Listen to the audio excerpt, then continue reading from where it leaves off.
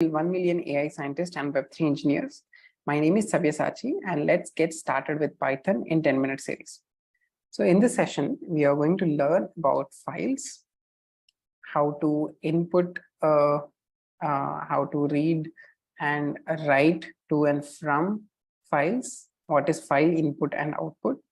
So this is a very short and easy to understand section. So we can directly try to run the program and understand. Now, till now, what we were doing is my list. Like, let's just say if there's a list and we are trying to print it to console, right? My underscore list, right? But what if we want to save it to a file, right? So now this is what it got printed, right? So now what we are trying to do here is let's do a few more lines of code. Okay. Now what we first do is we have created a file object. F is equal to open, then the name of the file output.txt, comma the mode. W means write mode, R means read mode, right? So doing this will open the file in write mode and prepares Python to send data to the file, right? So this is the opening. Now for item in my list, now for every item, when item is 1, item is 2, f dot write string of item. So what we are doing is in the file object that we created, we are writing string. We are writing the item, converting it to a string and writing that particular item, and also adding a new line statement to new line so that every particular item comes on a new line, right? So write some data to the .txt file. Now this for loop will run until we reach the end of the list, and then f dot close. Now this closing is very important. If you do not close, the file will not get saved properly, right? So now output.txt is the thing, is the file where this all will get saved. Okay. So now because we are running in Colab environment, you can see that this got saved to your drive. Now if you click this, you can download it. Okay, once you download, you can either open it in a text reader or you can open it in your browser. Now you can see that whatever we were writing to console got written out in this text file with the /n, which is the new line character, right? So this is how we write to a particular file. Okay. So now what we are going to do is we are trying to read from the file. Okay.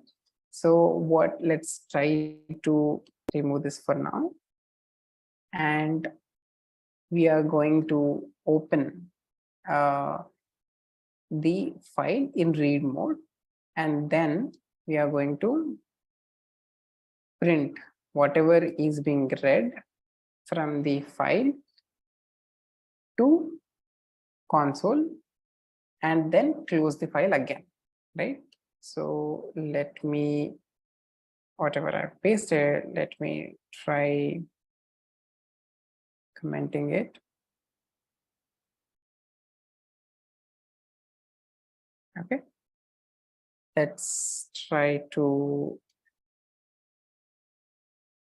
remove this particular additional lines. These are lines, and try to run.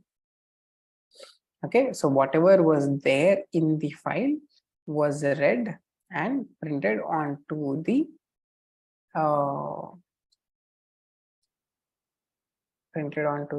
console.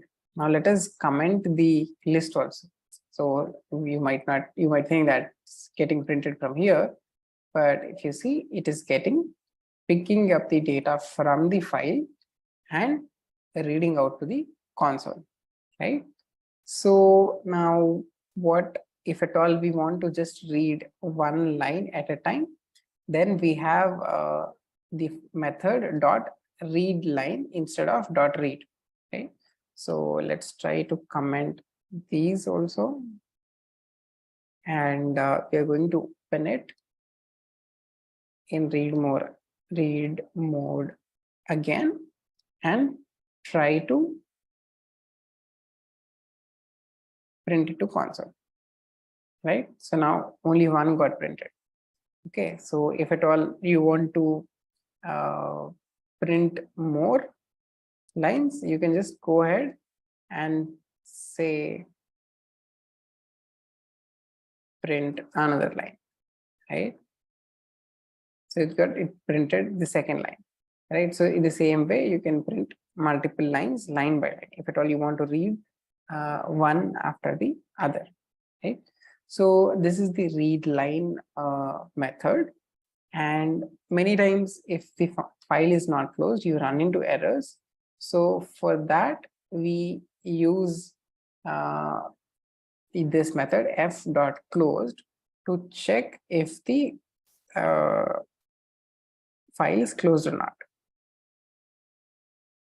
Check if file is closed. Right now, okay, let's try to run it.